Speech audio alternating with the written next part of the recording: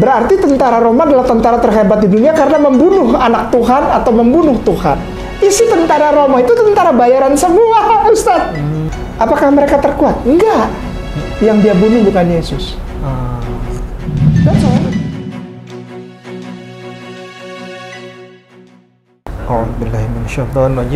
Bismillahirrahmanirrahim. Assalamualaikum warahmatullahi wabarakatuh. Waalaikumsalam warahmatullahi wabarakatuh.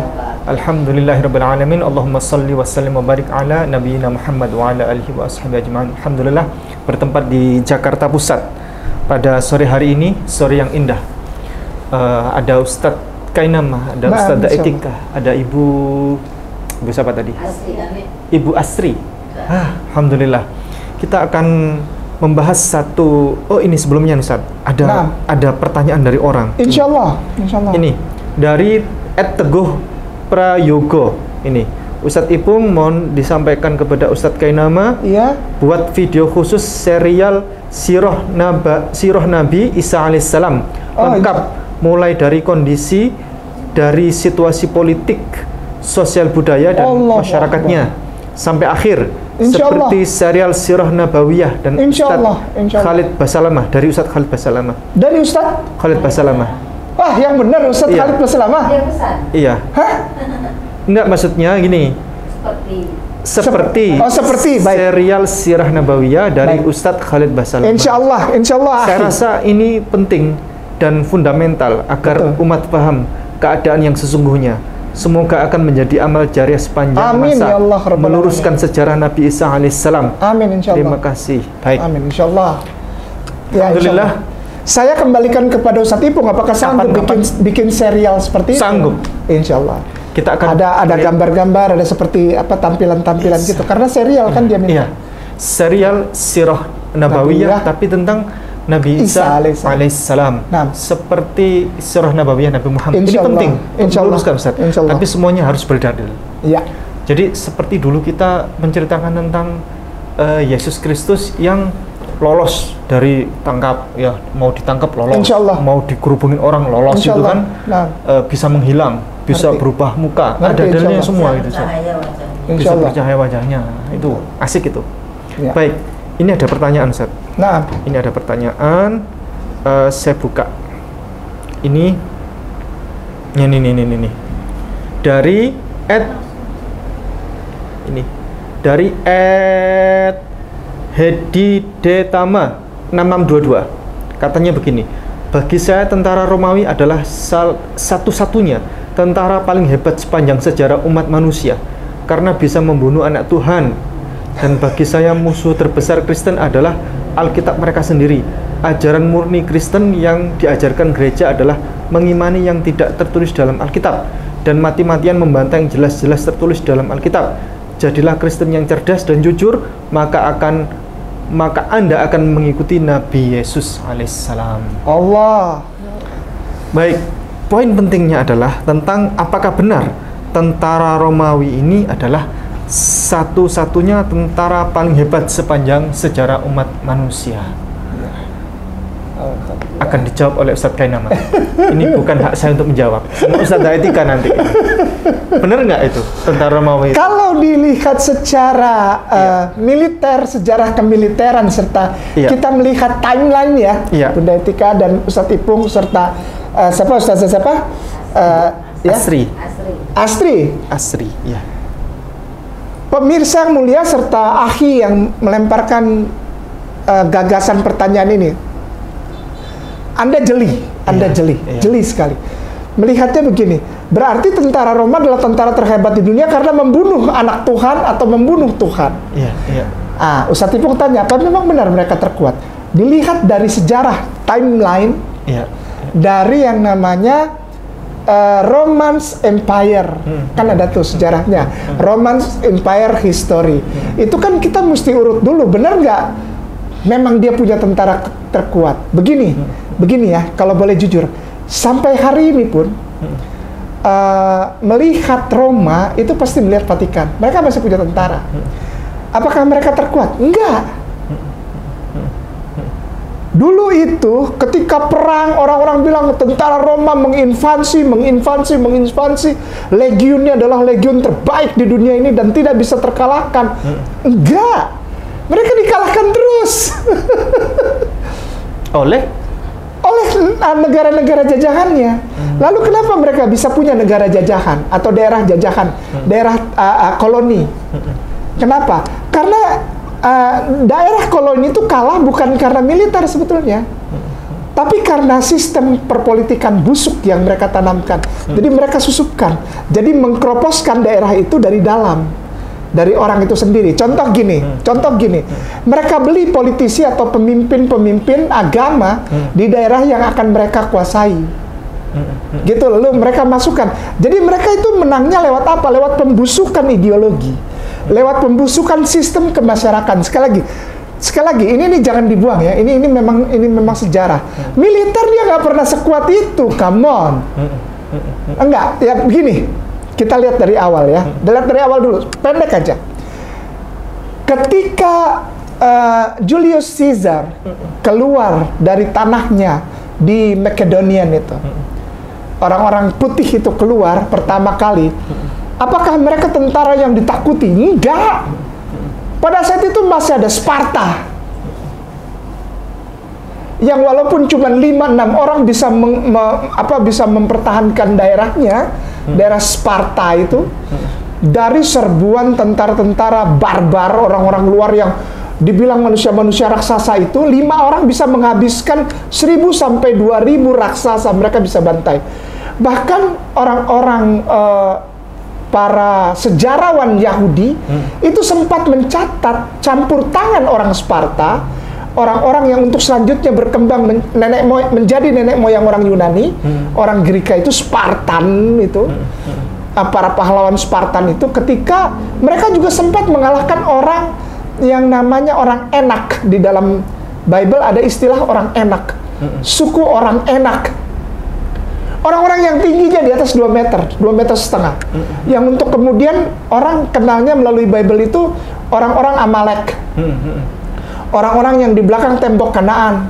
Orang-orang sukunya Goliat, orang Gad. GAD itu orang Gad. Manusia-manusia raksasa. Lalu ada rajanya namanya cuma 2 huruf, O sama G. Og. Raja Og. Og Raja Basan. Banteng Basan yang terkenal itu. Manusia yang tingginya 4 meter, 5 meter itu, 3 meter. Goliat itu, Jalut itu dalam agama Islam, itu apa istilahnya? Manusia raksasa yang ukurannya paling pendek dia. Goliat itu Jalut. Yang lainnya di atas 4 meter, termasuk Og. Nah, mereka sempat punya dengan tentara Sparta. Nah, tentara Sparta jauh lebih kuat daripada tentara Roma. Tentara Roma itu kenapa bisa hebat? Mereka propagandanya jago. Jadi sebelum masuk ke daerah musuh, mereka bikin propaganda. Apa? Penampilan. Ditaruh orang-orang bule yang gagah perkasa di depan, padahal nggak bisa perang, cuman badan aja bagus, atletis gitu. Lalu perlengkapan perangnya ditaruh di depan, belakangnya kopong. Lalu mereka mulai membagi sistem di hadapan musuh, benteng musuh. Mereka membagi sistem namanya legion itu, yang di dalam perjanjian baru Yesus bertanya kepada orang yang kerasukan setan di Gerasa itu, siapa namamu? Aku Legion. Legion itu nama kelompok tentara Roma yang terdiri dari satu pasukan itu 2.400 sampai 4.000 istilahnya tentara. Kalau di sini di Indonesia bilang SST itu. Satuan tentara itu. Satuan tentara tuh. Ya itu ya. Jadi satunya itu antara 2.600, 2.500 sampai 4.000 tentara. Itu kopong. Mereka kayak batalion. Legion. Nah, isinya pun tentara legion. Ini catat ya, jangan dibuang ini. Isi tentara Roma itu tentara bayaran semua, Ustaz. Kebanyakan istilah legion itu bahkan dipakai oleh tentara Prancis untuk pasukan, satu kelompok pasukan tentara bayaran. Ustaz pernah dengar nggak? Ada orang Indonesia yang jadi tentara bayaran untuk Nazi setelah menjadi tentara. Orang Indonesia? Ada. Oh, dibayar untuk Dari Sukabumi, dari Semarang, dari Ambon. Karena orang kita jago perang. Nah, ikut tentara Prancis namanya Legion. Legionnaire. Itu legioner itu pasti bayaran. Dan bukan orang asli Prancis. Nah, pada saat itu Prancis melalui pemerintahannya yang korup itu takluk dan menjadi pendukung Nazi waktu itu kan. Nah, tentara-tentara yang jago ini diambil disatukan ke Nazi. Gini, oke, kembali ya. Ini kita harus tahu bahwa seorang apologet Muslim, apabila Anda ingin main di dunia apologet, ya apologetika, apalagi Anda mengaku saya apologet kristologi, Anda harus kuat luas wawasannya. Anda harus kuat luas wawasannya, bukan hanya dari segi baca Bible atau enggak, harus luas ya. Dari sosiologi, antropologi, sosial, budaya, sejarah, historical, languages, Anda harus kuat di situ supaya Anda bisa main kemana-mana. Jadi ketika dapat pertanyaan ini, Anda nggak kelihatan tolol, nggak kelihatan bodoh begitu. Betul. Ya, kembali lagi. Pertama kali Julius Caesar keluar dari tanah Makedonian, lalu mulai masuk ke tepi-tepi Yunani. Karena apa? Karena dia tahu orang-orang, maaf ya, gampang digertak, tau nggak? Gampang digertak gitu. Boom, digertak, dus jatuh. Karena tentara bayaran. Iya, mereka di depan pasang udah langsung masuk. Begitu dia tahu ada satu tempat yang bisa membuat tentara tidak perlu latihan perang, tidak perlu punya tentara hebat, tapi menang dimanapun. Julius Caesar dengar kisah tentang satu tanah di mana Tuhannya menurunkan sepasang loh batu. Kalau punya loh batu itu, dia akan menjadi penguasa yang punya tentara yang terhebat di dunia dan tidak terkalahkan. Nama tanah itu Yudea Galilea. Setelah beliau Julius Caesar masuk, sampai dia urut tanah itu dia nggak ketemu sebetulnya. Sampai akhirnya Julius Caesar itu nyampe di Memphis. Memphis, tandain ya pemirsa. Memphis itu daerah yang sudah hampir dekat dengan Mesir. Daerah kekuasaan Mesir. Namanya daerah Memphis. Di Memphis ini dia sempat jatuh cinta dengan putri Cleopatra. Cleo juga kan bukan asli orang Mesir, dia cantik sekali. Cleo. Lalu dia dikhianati cintanya karena Mark Antony waktu itu kan. Mark Antony punya pasukan masuk dan Mark Antony sempat menang satu kali melawan orang-orang barbar di perbatasan antara Mesir dengan Idumea. Idumea itu Edom. Orang-orang gagah perkasa, kulitnya warnanya merah. Pemirsa ada? Betul. Keturunan Edom. Betul sekali, Bunda Etika. Ini pemirsa ya, sejarah ya. Jadi kalau nggak tahu, jangan ngomong gitu. Bahaya, nanti salah sejarah semua. Gini, orang Edom itu tinggi, besar, berbulu, gagah perkasa, tentara yang dahsyat. Karena keturunan Edom. Esau. Tinggal di tanah Edom. Yeah. Edom artinya merah. Edom sama Esau sama. Alias. Iya. Artinya merah, tanahnya merah. Karena dia pas lahir merah. Merah, kulitnya warnanya merah, Edom. Nah, dari kata Edom ini juga nanti ada kata Adam. Ya. Karena Adam dipercaya dibentuk dari tanah yang berwarna merah. Ya. Adam. Oke, terus ya. Nah, Julius Caesar nggak pernah bisa menguasai Yudea Galilea untuk memiliki dua batu. Loh batu itu. Orang bilangnya loh batu. Karena dia percaya begitu loh batu itu membunuh musuh, ada sinar laser keluar dari situ, langsung matikan. Karena dipercaya gitu. Iya, karena kan di dalam Bible ada ditulis malaikat Tuhan keluar dari tabut perjanjian lalu membunuh 180.000 orang Kanaan, ya kan? Bisa jadi senjata ya? Dia kan dia tahu kemampuan tentaranya tidak seberapa. Di mana sekarang loh batu ini posisi? Ya, loh batu ini posisi sekarang di mana? Di bawah tanah sekarang? Itu yang menjadi pertanyaan, tapi tidak bisa dijawab saya pastikan. Ya. Daripada kita dibilang asumsi, lebih baik saya nggak jawab aja. Ya, misteri. Daripada saya dibilang asumsi, baik nggak usah. Ya kan? Kalau dibilang pun saya asumsi, saya nggak mau tanggung-tanggung ke Vatikan, saya bilang aja di Cilengsi. Oh iya, betul. Betul. Bogor. Ya kan, daripada saya dibilang asumsi, lebih baik saya nggak jawab. Saya jawab yang pasti-pasti aja. Lalu Julius Caesar pertama mengirimkan itu keluarga Vespasianus, di mana salah satu namanya itu namanya Antiochus Epiphanes beserta seluruh turunannya. Antiochus Epiphanes, tentaranya nggak pernah menang di Yudea, nggak pernah, dihajar sama yang namanya Judas of Galilea of Ben Mattathias, keluarga dari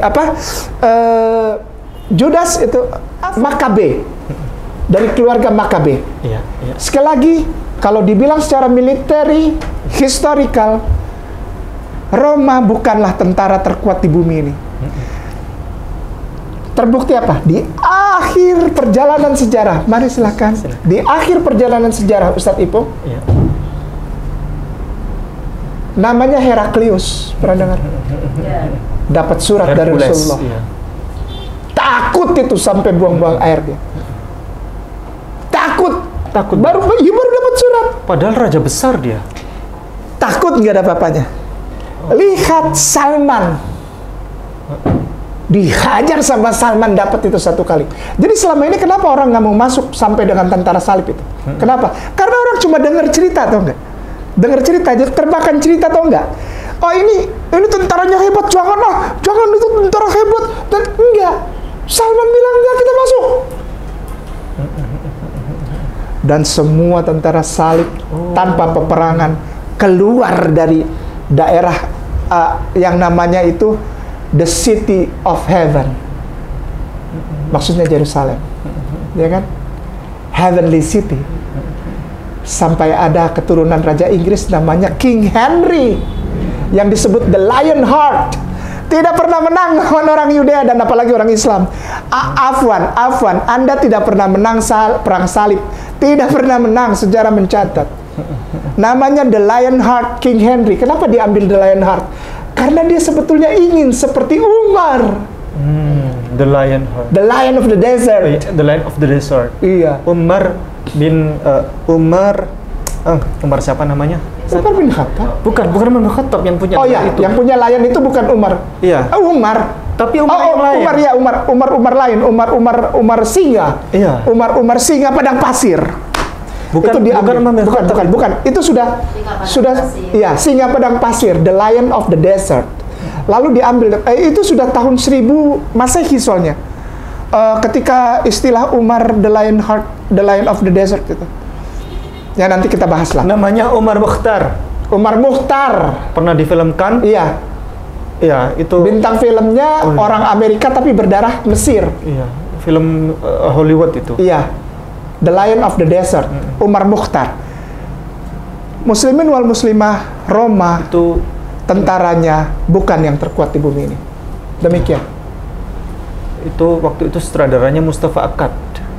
Nah, Setelah membuat film The Lion of the Desert, dia dibunuh karena dia mau bikin film yang lebih bagus lagi, namanya Salahuddin Al-Ayyubi. oh, Salahuddin Al-Ayyubi. Karena Mustafa Akkad ini bikin film namanya The Message. Oh iya, The Message. Iya, tentang risalah semua. itu. Ya, karena itu dulu Iya. filmnya fenomenal banget. Wah, itu ngeri itu, pembiayaannya itu kehabisan sampai dibantu oleh Presiden Libya. Film kolosal. Iya. Dan bikinnya 2 kali, Ustaz. Ya, nah, betul. Satunya The Message, ya, versi bahasa Inggris. Iya. Satunya Risalah versi bahasa Arab. Bahasa Arab. Tapi bukan dengan ini. Bukan dengan apa namanya? Namanya kalau orang itu apa namanya? Dubbing enggak. Langsung. Pemerannya beda. Langsung. Pemerannya Bahasa beda. Ya begitulah. Jawabannya jelas ya. Roma sejak dulu sampai detik ini bukanlah tentara yang Tapi ditakuti. pertanyaannya dia Apa ini tuh? bukan itu, Ustaz. Mengapa dia karena tentara Roma bisa membunuh anak Tuhan atau Iya, Tuhan. iya. Namanya Yesus. Iya. Iya. Heeh. Itu karena sebetulnya mereka sendiri Roma tertipu. Yang dia bunuh bukan Yesus. That's all. Betul. That's all. Betul. Mau dibawa kemana lagi? Iya. Ada andil juga orang Yahudi. Kalau nggak ada andil orang Yahudi, yang menggantikan Yesus juga nggak mungkin mati di kayu salib atau di Sula itu di apa Stromata itu. Sama andil Lucifer. Stromata apa? Stauros. Andil Lucifer. Andil Lucifer ada. Jadi jasa Lucifer. Jasa Lucifer, jasa Yudas, jasa orang Yahudi, orang Farisi, orang Saduki, jasanya istrinya Pilatus, karena istrinya Pilatus bilang jangan udah nggak usah ikut kau, aku mimpi buruk tadi malam gara-gara orang itu. Udah kau cuci tangan aja, dia cuci tangan ya. Istrinya Pilatus. Lalu jasa siapa lagi ya? Saya rasa jasa ada satu tukang ketoprak di Cilengsi juga punya jasa. Kejauhan. Baik. Alhamdulillah. Assalamualaikum warahmatullahi wabarakatuh. Waalaikumsalam warahmatullahi wabarakatuh. Kalau pertanyaan yang saya tangkap ini kan sebetulnya bukan pertanyaan yang mengandung arti letterlek ya. Iya. Metafor gitu kan. Metafor. Iya, karena dalam hal ini Yesus ini Tuhan. Ya. Tuhan kok bisa dibunuh, berarti luar biasa tentaranya kan gitu. Padahal ini berarti metafor maksudnya.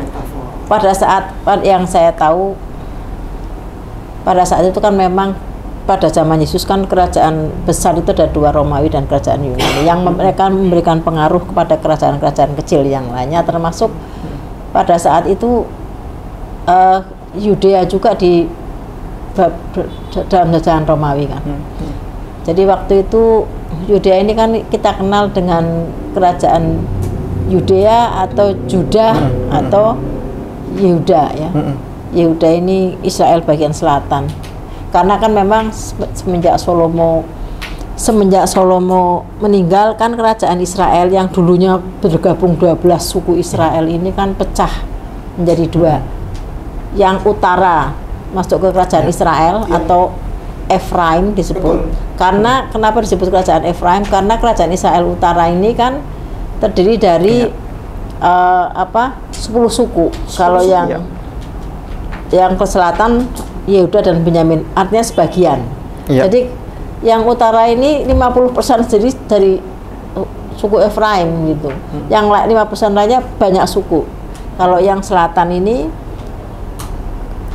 Yehuda dan Benyamin, sebagian besar.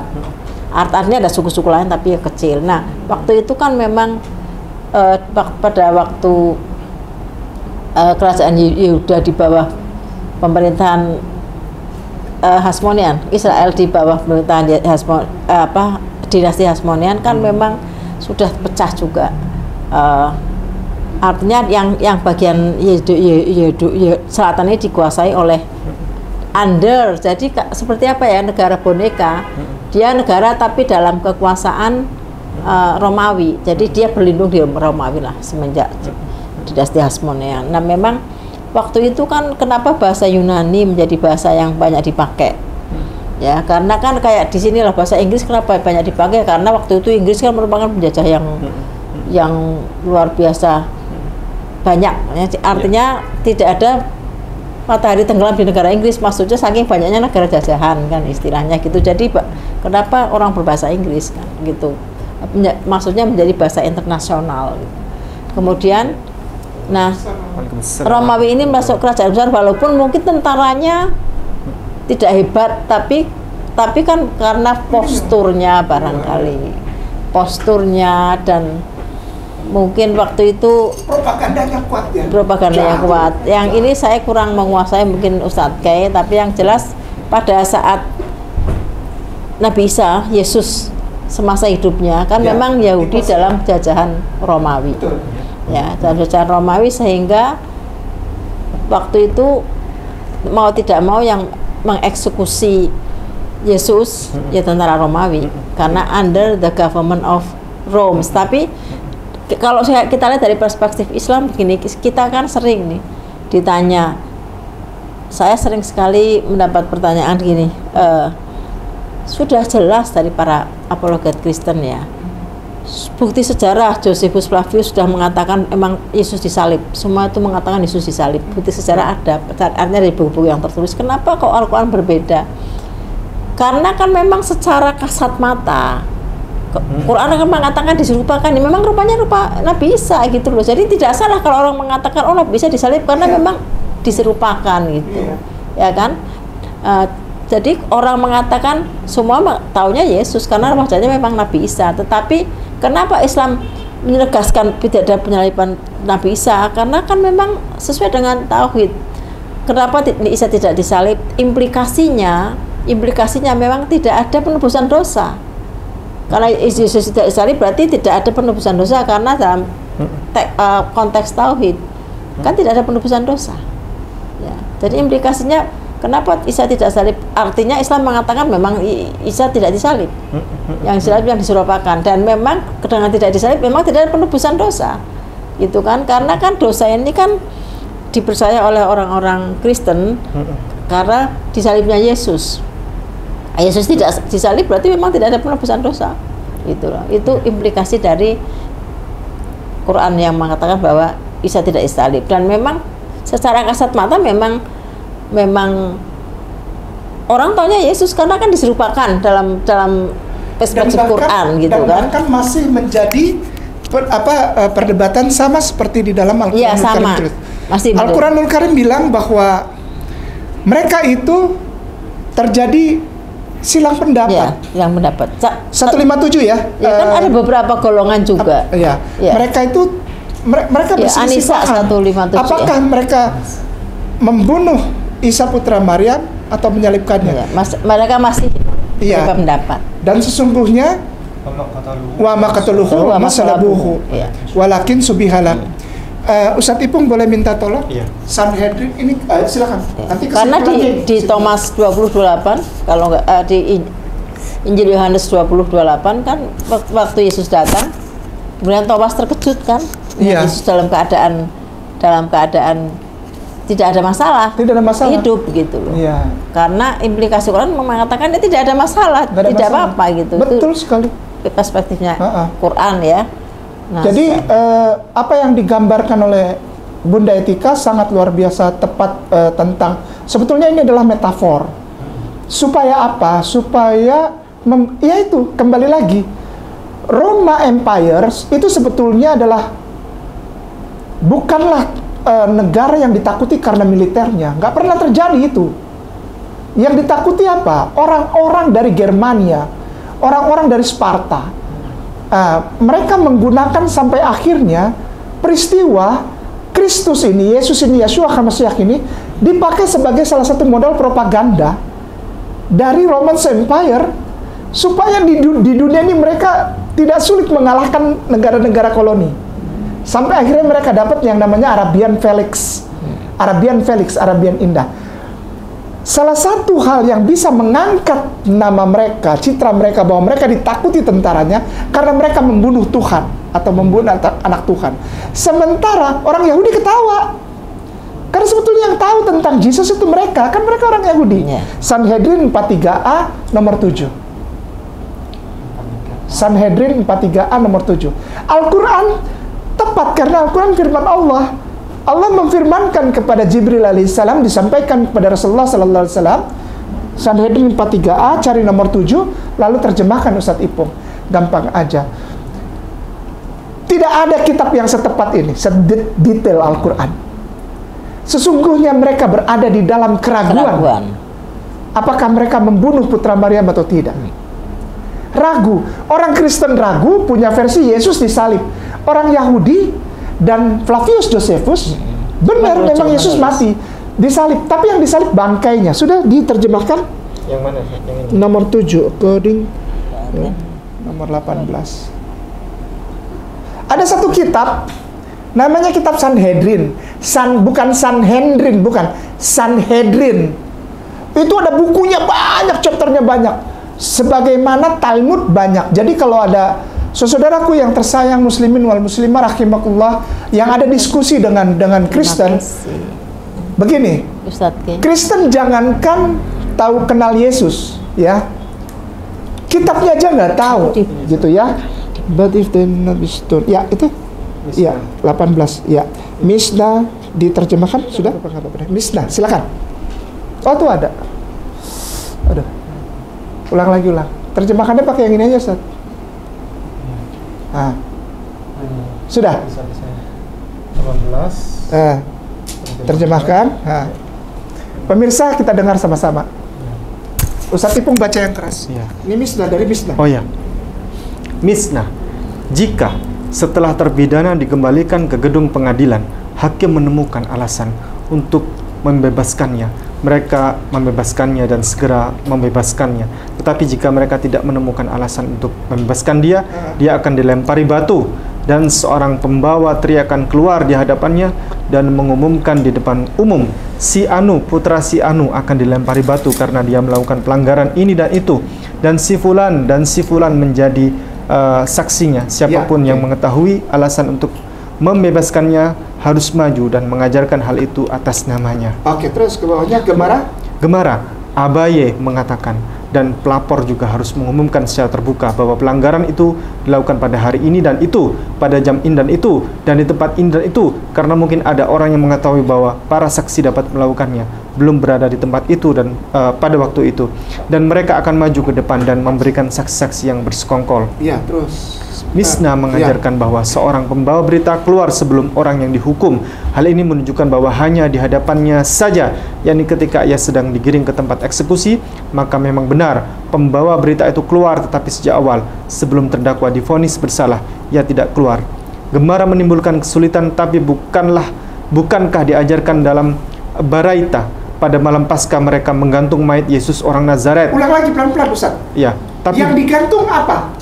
Mayat Yesus orang Nazaret. Berarti sudah mati dia sebelumnya. Berarti bukan Yesus hidup. Perhatikan baik-baik itu bacanya. Gemara mencatat pada malam Paskah, bukan pada siang sebelum Paskah. Kan orang Kristen, saudaraku sayang, aku tidak mengucap engkau. Engkau dibohongi imanmu. Yesus tidak pernah disalib mulai dari jam 9 pagi sampai jam 3 sore. Lalu mati jam 3 sore, mayatnya diturunkan, nggak ada. Ya, ini namanya Mishnah yang ditulis dalam Sanhedrin 43a, mulai dari 18, 19, 20, 21, 22.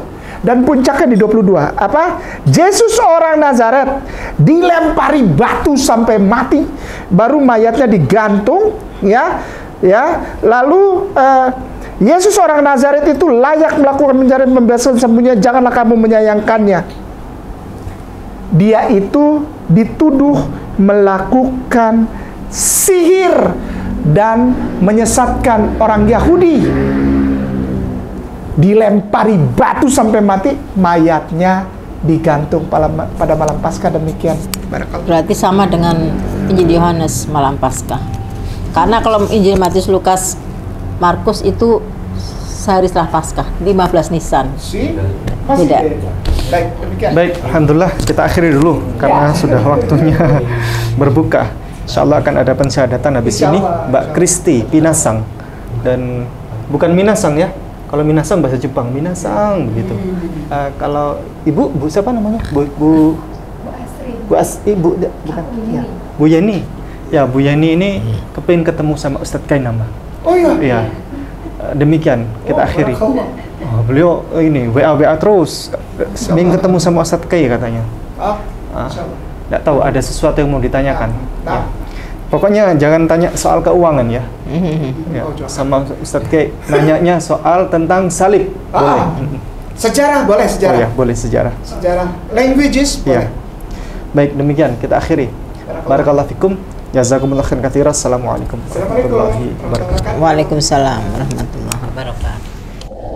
B'Shem Adonai HaRahman HaRahum Hatahillah Ledonai Rabban Ha'alamin HaRahman HaRahum ملح يوم هالدين أطخى عبديم وبخا مستيعين